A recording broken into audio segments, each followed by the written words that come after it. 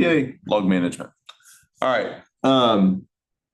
So logs, as I was saying there, apologize. Logs are not the only source of information because attackers will come in, and if they get in, they tend to change logs, right? Cover their tracks. So you can't trust logs. You should trust but verify kind of thing, right?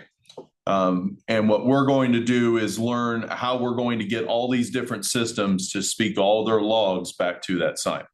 And it sounds like an easy task, and that's probably the hardest part of what you guys will be doing here in about 4 weeks, like we talked about when we set up our own SOC, is getting all the devices to send their logs back to one central focal point. So you'll start with the concept of an incident, and in this context of cybersecurity, an incident is going to refer to any intentional or unintentional event or occurrence that poses a threat to the security, integrity, or availability of information systems, networks, and data. All right. CIA, confidentiality, integrity, and availability. Right. Remember, in the IT space, that is our 3-letter acronym that we are focused on the most. So examples of some cybersecurity incidents, this would be like malware infections, phishing attacks, DOS attacks, or even DDoS attacks. What's the difference between the two? Single source, variety of sources. Yep, distributed. Yep. Insider threats and unauthorized access. Some data breaches, ransomware attacks, security misconfigurations. This happens more than anything else. Physical security incidents and social engineering attacks. The word event will refer to any obstacle occurrence, or observable occurrence or incident that is recorded within a system's logs or monitoring tools. And those events can range from routine to benign activities to potentially malicious or security related incidents. All right. So it's your job to determine if these events are real or not. And so examples of some security events are going to be things like login attempts, file modifications, etc. Basically, any incident that raises a loggable offense that we can then trace something back to. Okay, so an incident is kind of more open, like it's the idea or the concept of what happened. The event is going to be the log or the evidence of that particular instance happening. That make sense? And the log itself will refer to any kind of recorded events or activities that are generated by various hardware or software components within an information system. So this could come from the firewall, the routers, the switches, the actual laptops, desktops, servers, etc., that are all coming from in there. Even printer logs are all going to be recorded events that we can use for figuring out if somebody's in the system. And key points of those logs, we have to do the process of logging itself. That's the creating and maintaining of the logs. Those systems and applications are going to generate logs to record those events and activities. The log entries are individual records within logs that contain information about specific events or transactions. Those are going to have things like timestamps. They're going to have severity levels. They're going to have key information inside of there, and sometimes even debug level information if you have it set that high. The SIEM itself is the system that's going to aggregate and analyze all that log data from those various sources to try to provide some kind of comprehensive overview of the organization's security posture. It's also going to correlate all of those logs between them, right? So again, the SIEM is going to take this in from everywhere else. We're going to talk about things like network time protocol and stuff to make sure everybody's on the same time. But the idea is at the point we noticed that there was a security violation on a laptop, is there anything else going on in the network at that exact same time?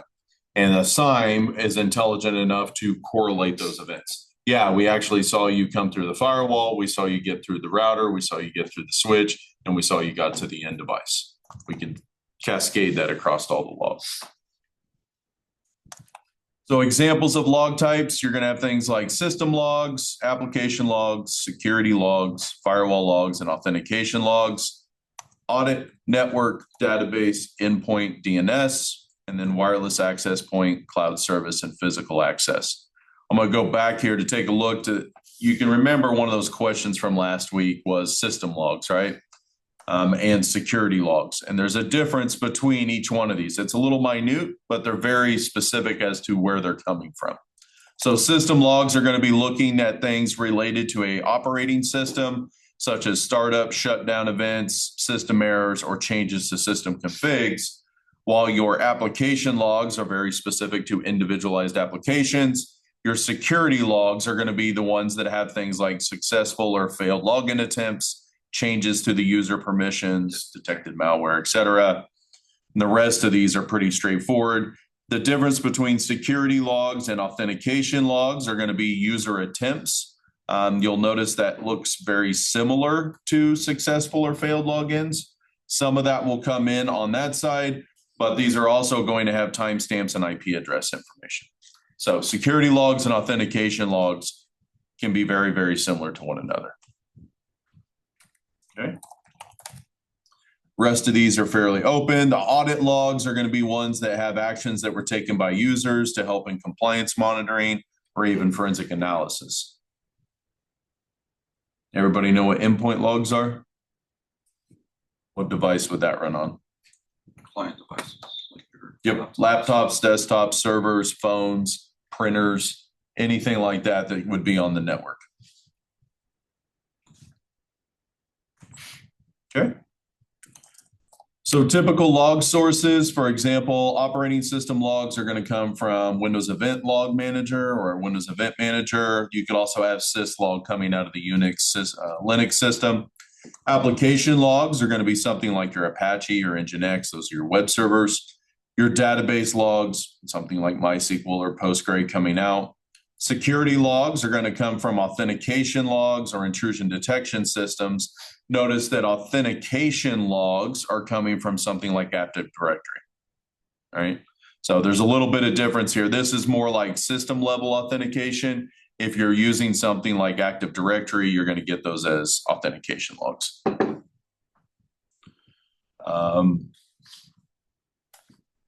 For you guys, the most relatable here would be something like single sign-on type stuff.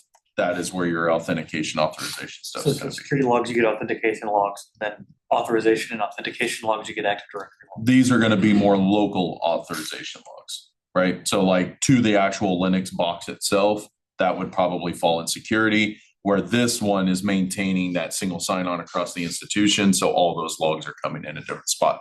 That's where most people get confused. And so I'm trying to, a little bit of clarity there. Firewall logs are pretty straightforward. Audit logs, your network devices are like your routers and switches, wireless access points. We talked about your endpoint logs. This is typically where we will get antivirus stuff or even your endpoint protection. So like again, here at Fort Hays, it's something like your Sophos logs. We will probably be looking at something like WASA logs when we deploy our SOC here, something like that. All right. The rest of these are just more specific versions of the same logs that are in there. So the goal behind a log is to provide some valuable source of information that helps us as security professionals to be able to monitor, detect, respond to, and investigate an incident. Here are some of the different logs that allow us to understand why, as a SOC analyst, what we would have to be going through. So as a tier one, you would be doing something like, examining network firewall logs, a sudden increase in connections coming from a particular IP address. If you're getting it from multiple IP addresses, all trying the same thing, that could be something like a distributed denial of service attack. It could lead for deeper investigation.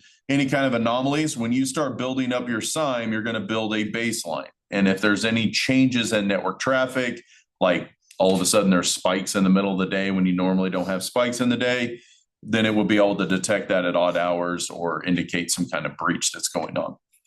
Forensic analysis, if you guys are doing a deeper dive on those security incidents, it's crucial for us to get that for forensic analysis, build a timeline of events to identify where that port of entry came in so you can shut it down. Does anybody remember what that performance metric is called? It was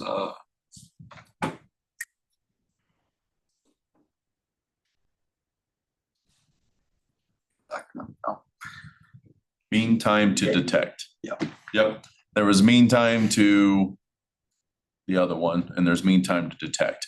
So the quicker you can get through these logs and determine what the validity is and where they came in, that's our mean time to detect. So the better you get at reading these and correlating these, the faster that metric is, the better the SOC is overall. User activity monitoring, that's going to give us suspicious behavior like an employee trying to attempt sensitive files beyond their job role and can be detected early on by authentication authorization logs. Compliance, if you guys are dealing with any kind of high level stuff, you guys may need to deal with compliance issues for auditing purposes. Incident response, when there is some kind of intrusion detection system, the SOC will review that. The network traffic analysis, again, you guys, when you work with your IDS, IPSs, they build a baseline, determine normal traffic network flow, and then you are looking for anomalies outside of that. Log format. This is where things are going to get tricky, and this is where you'll spend your most time trying to get things to correlate. For the most part, logs usually have some kind of structured format that will convey essential information, and some of those key elements found in a typical log would look something like a timestamp, an event type or ID type, a source IP address and port, and then a user or account information. It won't always have these kind of things in there, right? Everything's going to have different setup. What action happened or operation, the status or result of that, the device or system identifier, and the event description or message. A lot of times, all of this could just be within the message, and so you'll have to chop that up, which means for every ingestion point, anything that's collecting logs, you may have to organize it in a way that, okay, I got a firewall coming in here, it gives me all the different columns. I've got a router over here, it gives me 3 columns, date, timestamp, event ID, and everything else is part of the message. So I have to do like regex in order to chop that out to find a commonality in those logs. So for local log management, in the context of a SOC, this is where we're going to collect and store everything. We're going to keep storage at the source. So logs are stored locally on the devices or systems that generate them. This local storage helps maintain a historical record of those events. We'll also be able to do an analysis of those logs there. It will help reduce network traffic and help isolate and contain. In other words, you would just have one central spot for all of your logs, and you would have better resource utilization because you're not sending all this. That's one thing you guys will have to design when we build up the SOC, and we're going to talk about the benefits of having centralized, but you're now ingesting all this traffic on your own network in order to send all those logs to one point. So by doing it local on every single device, you're going to be able to save yourself a little bit of resources there, but then you have to go to every single device in order to pull that, right? So some key components of that centralized log management is that we can then aggregate everything together. We can then store it in one central location with dedicated storage infrastructure, and we can normalize or standardize all those logs coming in. That's back to what I was saying, where we can take a log coming in and match it to a different style log coming out of a router or firewall. The system is able to determine what those chops are going to be. That also allows you to do the biggest thing, which is correlation. So now when I do a date timestamp of whatever time it is, 9:59 on a Tuesday morning, I can go in and say what devices all have logs at this point, and I can start tracing those activities across that. If you have all these spread out, you now have multiple terminal windows open trying to pull all these logs and trying to see and correlate between all this. Makes it extremely difficult. So not only does a SOC with a centralized log management pull all this in so you can correlate it, but nowadays they actually use things like machine learning and AI in order to be able to build those inferences of what you're seeing in the logs. Whether it's right, not right, it doesn't matter. It's the goal is there may be something here, right? And so the newer SOCs using that technology can try to detect things much, much faster in even real time. In other words, we're noticing logs spiked from everywhere at this point in time. Go check this out, kind of thing. Most of that on the alerting side is going to be set up by predefined rules or even thresholds you guys will be setting. So if we set a threshold on network traffic, you're going to see a spike in that. If we see a special threshold on not just network traffic, but particularly AD traffic or DNS traffic or things that we know can normally be compromised, we can see what those differences are. The key is not to overdo it on notifications. Does anybody remember what that terminology was? Something fatigue. Notification fatigue. Yeah. Yeah, you get into your notification or even log fatigue, and that's where you guys are getting so many false alerts that you just assume the next one is a false alert and it could have been a real one. Search and query capabilities. How many of you guys have done some of the Splunk stuff at the B-Sides conference? You guys did that, right? There's entire jobs of just people being able to write search queries now. Like within Splunk itself, if you guys go look at different Splunk jobs, there's actual certifications where all you know how to do is do the queries on the system. That's how big of a system it is. And that's how big and important that particular role is that the one job role is that you just know how to do queries. The cool part with that is, and sad part for those that were currently in that role, is now with the advent of AI and LLMs, you can do that and it will build search queries dynamically based off there. So the concept of having to memorize all those different query strings is slowly starting to fade away with the ability to use AI LLMs in order to replace that. It does still help with forensic analysis and being able to do compliance reporting on the centralized side.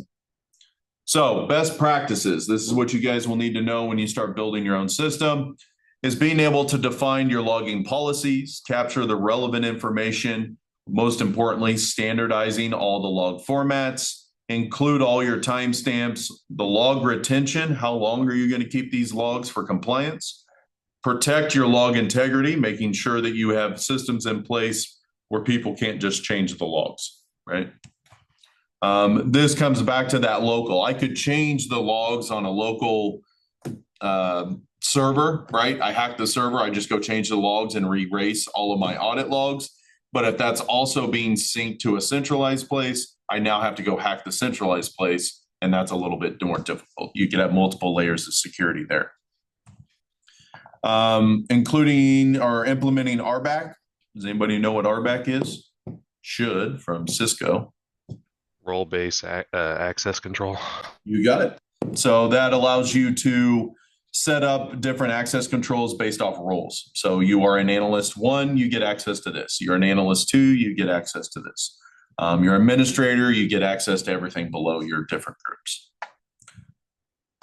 Encrypt your log data in transit and then also at rest, meaning that we're always constantly encrypting all of our logs as they come in. So tools that will deal with all of your logging. Again, the number 1 is going to be your CIME system. This is, again, a comprehensive solution that centralizes and correlates all those logs from a bunch of different places. These are things like Splunk and Logarithm, all right? So you guys are going to do some research on deploying these kinds of things. Now, because you often in buildings, for example, let's just take Fort Hays, it would make sense if we had a bunch of systems in Hammond and a bunch of systems over in Picken and a bunch of systems over in another hall, that you would build little collectors that would collect all those logs in those particular buildings and then send them back to your site, all right? That way you only have one device sending all that traffic, therefore you can build firewall rules and protections against that. Otherwise, you have to have all these remote systems sending network traffic back to the centralized core, all right? There's pros and cons to both directions. Obviously, you shouldn't have a lot of servers and things out on the fringe, but in cases like laptops and desktops and some of the different classrooms, it would make sense to have something more centralized there so that we're not pushing all that network traffic back to the core. That is where your log collectors and forwarders come in. So these are meant to collect logs from various devices, systems, and forward them back to the centralized repository or the CIME solution. And so options for that would be something like syslog-ng or winlog-beat. Those are nice ones that will collect syslogs or logs from a bunch of different sources and then send them up to the CIME. In the real world, what we would do is you guys would see those little mini PCs that you can see on Amazon for like $100 kind of thing, or the little melee devices that like super tiny, 1 inch tall by 4 inches kind of thing. we would deploy those out in people's fields. So for example, we'll deploy them at a bunch of customer sites across, the state of Kansas that we have there. Those will collect all the logs from their location and then encrypt them and send them back up to our centralized repository. So as an MSP, for example, where we're helping people with all their IT solutions and everything else, instead of having a full-blown Splunk SIEM over at one location, which is remotely, way too expensive for that kind of thing, we could pay for one license here and ingest from a bunch of different places. And that's what those little boxes would do, is do nothing more than run syslog and collect all that and then send it back to a centralized repository. Things like Nagios, we'll talk about that, which is more of like a dashboard system, alerting type system. That's something you can pull up there. For being able to do log analysis and just visualize insights or trends and information, this is your dashboard, so to speak. You could use things like Kibana and Grafana. You would have things like a elk stack, right? Does anybody know what an elk stack is? So an elk stack is just 3 pieces of software that allow you to build virtual or dashboards and visualizations. They were pretty common. Now there's a bunch of other tools out there. So the elk, you have ELK. E is Elasticsearch. That's the technology that they use to collect everything in there. You use the log stash, which was another piece of software that collected all the logs. Elasticsearch allow you to do the query on the log stash. And the last one was Kibana, the one that's talked about here on the screen. That is your actual dashboard. And so that was called an elk stack. Right? Those 3 tools work in combination with each other to provide you access to what the front end would be. Grafana, some of you are familiar with Grafana. It's a way of a dashboard visualization in there. You can get your graphs, your charts. You can make that look and you can build the dashboards to your choice. So if you want just an overall red, green, I want to know if it's up or if it's down, you can build that dashboard, or you could have it really drill into graphs. In the old days, we would use things like Cacti. Cacti was an open source utility that allowed you to take network flows off the network and allowed you to build those graphs really easily. Under the hood, that kind of stuff worked the most off SNMP. You guys should have talked about SNMP in the Cisco world. You guys remember that at all? Or not SNMP.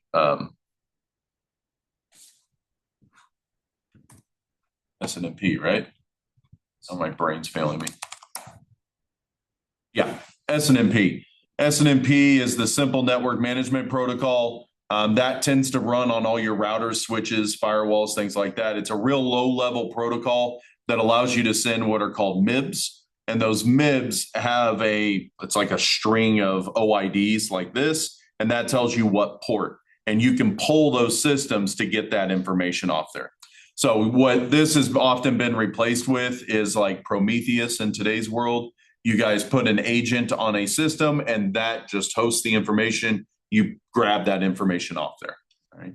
The problem with things like this is where you actually pulled that information, you could raise the CPU of those end devices because you're constantly asking it for information, where the new ones are actually just serving it up and you actually have to pull from it. So.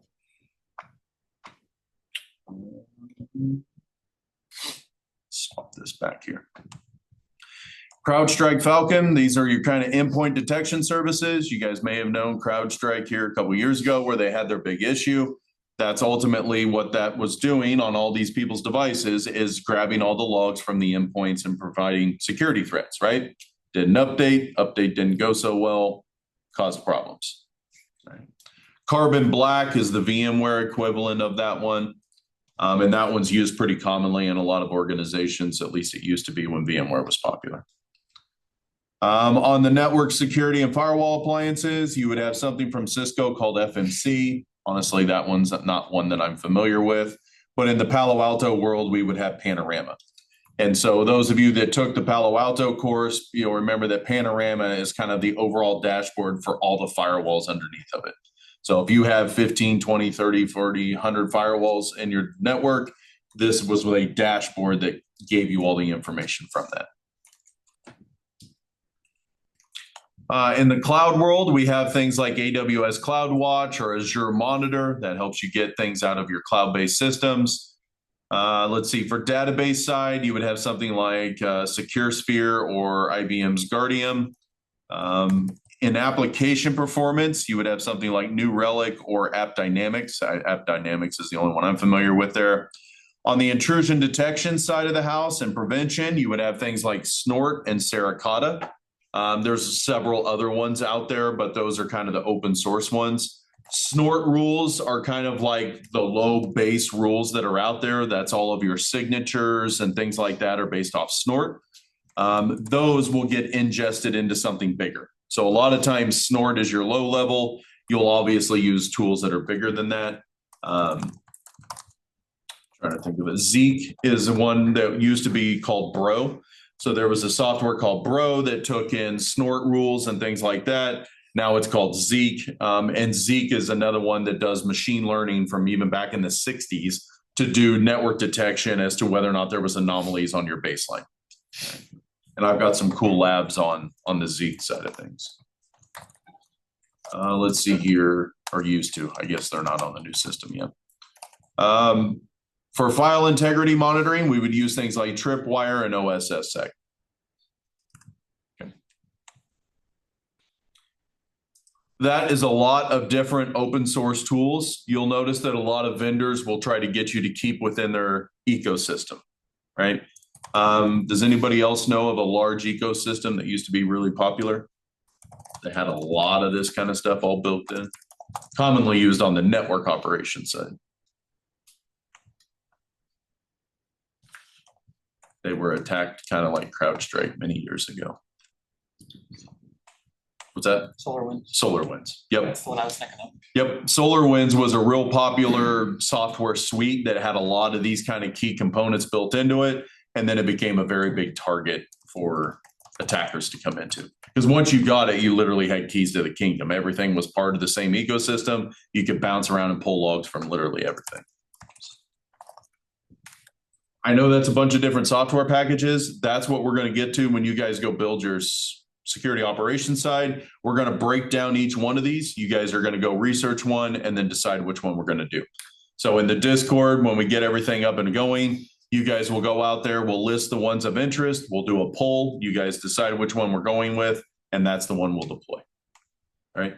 But you'll have small little assignments that week, which is go figure out which ones you guys want to do. So you guys are responsible for either listing a new one or upvoting another one that's inside of there. Again, I want it kind of collective because there's too much work to be done by just one person building their own SOC. You kind of want to have a group of people together. To kind of prepare for that, I've had some students actually email me and try to prepare for this upcoming SOC thing. Go take a look at Security Onion. That's a real simple VM that you can download. Get familiar with the different components within Security Onion. We'll essentially be rebuilding Security Onion, but we're going to do it piece by piece. All right. I'm not expecting you guys to come out as experts in all this different software, but if you know what one of these are when you go into a job interview, I guarantee you that job interview is going to go a whole lot better. And that's coming from the vendors coming and asking me that. They're like, we got him in an interview and he had no idea what Splunk was. He had no idea what Kibana or Grafana was. But if you say, hey, we actually set that up in our SOC class, he goes, yeah, we would hire him on the spot. Because they don't even know how to do it in the other one. It's so hard just to get people to know the comprehension of why you would use this software package for this thing. We will train you on everything else. We'll go get you certified on XYZ tool. We just need you to know that you're picking the right tool for the right job. And you won't always be doing the setup. Somebody was asking me that the other day. Well, I want to skip level 1 and level 2 analyst. I want to be that engineer that's responsible for the entire SOC. I'm like, well, that doesn't generally happen that way. You usually have to work your way up. But having backgrounds on system administration like this is one opportunity for you to be able to get there faster. Right? Okay. So conclusion, log management is going to be crucial. Understanding the format of logs and how to parse them. They're usually in syslog format or JSON format. And those logs will originate from various sources. Local log management handles the log on all the individual systems, while centralized log management consolidates everything for easier monitoring and analysis. You want a mixture of both, right? The idea is that somebody could change local logs fairly easy if they compromise the system. It's much harder for them to compromise a centralized log management system if you have multiple layers of encryption on top of that. That also allows you to go back and correlate between the two. If for some reason our centralized management log says, nope, Sierra logged in at 8 a.m., and this other one says Caden logged in at 8 a.m., we know that, you know, Sierra is now trying to be Caden. I just grabbed two names in the class. Sorry. I see how it is. And we all know how devious Sierra is. Oh, yeah. Password 1, 2, 3 is a bad idea. Yeah, password 1, 2, 3 is a bad idea. Add an exclamation point. Thanks, sorry. All right. Anybody got any questions on the log side of things? So a lot of what you're going to do in this week's lab, if I recall, let's just pull that up because I know it listed it See, here. I already thought I did this lab. Maybe I. And you may have done it early from last week because remember we were starting to do log 5 or module 5 and then realized we're doing part 2. But this is how you guys will actually view logs and see what these different log types are all going to look like, and specifically being able to see how you're going to do that within something like a Splunk system. Now, we do have licenses for Splunk, so we may possibly deploy a Splunk system just so you guys are familiar with it. Just know that as much as I would love to train everybody on Splunk because the job market is really high, it's very limited as to where you get those jobs because the cost of that system is just, it's high. I don't know how else to put it other than it's stupid high. So, if companies are paying hundreds of thousands of dollars to have a Splunk system, they're probably paying hundreds of thousands of dollars for the engineers to run it. So. And there are plenty of other tools out there that do the same, if not better, in solution wise. Okay. But I believe there again, if you go out and look at Splunk, we are a Splunk Academy. And they've changed the way that they've done their training and their free courses. So you guys should be able to sign up in the Academy if you want to go learn more about Splunk or go down that path. Fort Hays should be listed as an Academy, and that will get you access to all their training. So if you're interested in that, they've kind of changed the way they've done that. You can go into the free training. I used to make everybody do the entry level Splunk thing, but they changed the way that they do their learning path here. What's cool is it's a bunch of different little modules. Like this one here is a 13 module class on just doing Splunk cluster management. But you do a bunch of these little courses, and there again, if you are working in an industry where they're looking for Splunk, you immediately pass that check mark. Splunk is one of those industries where, and then Cisco bought it out, by the way. And so in that industry, they're very cert heavy. And so they want you to have specific certs to get through there. So my deal on that is know how to work with those particular things, know how to work with a SIEM, know how to do the different queries, even though they're different on different systems. Because if you get hired at XYZ company and they are a Splunk company, they're going to pay for to train you and certify you. Don't spend your money going out and doing that kind of stuff. All right.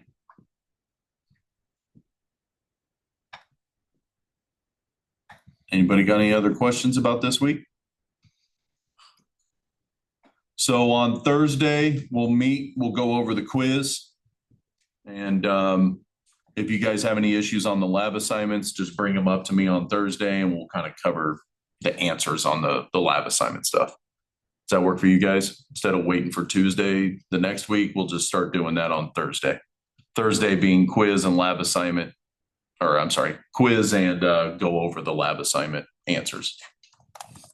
Again, I'm not worried about you in terms of points on the lab assignments. You guys will get those points. Obviously, at some point, I've given you the answers 2 or 3 times on those.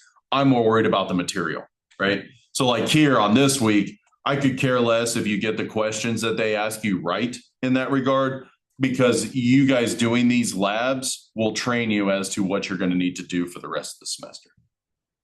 I could care less if your format syntax is exactly right.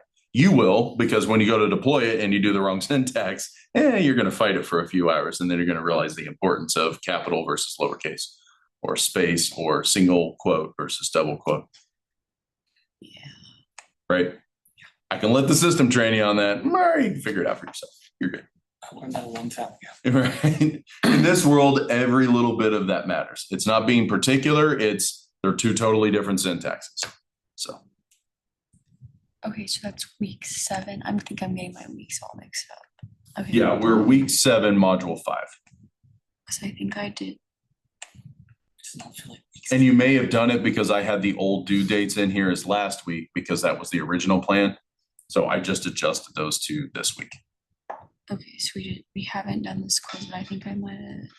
So on the thing, it's the 4th lab, or right? Or 4th part 2.